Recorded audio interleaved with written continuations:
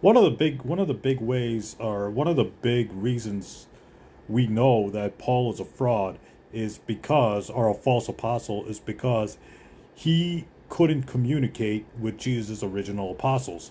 Jesus' original apostles were speaking in Aramaic, which is a Semitic language. Paul was speaking and writing in Greek, which is an Indo-European language. So there's a big problem right there. These two, these two camps, or these two parties, were speaking different languages. Peter, James, Thomas, etc., were speaking Aramaic, while Paul was speaking and writing in Greek. So how did these two people communicate?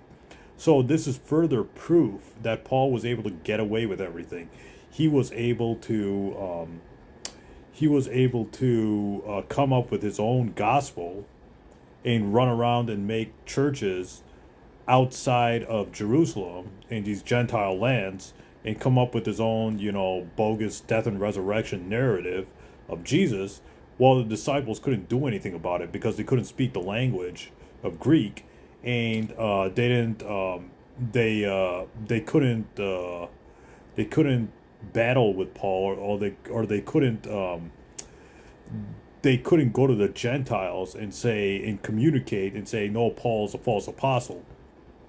So Paul was able to get away with his gospel, which is the Greek, which is his Greek New Testament letters.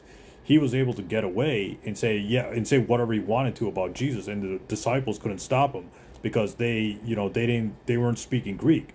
Disciples were only speaking Aramaic. So the question really rises: how did Paul and the disciples of Jesus communicate? They couldn't because they were speaking different languages. Peter and James and the other apostles were speaking Aramaic.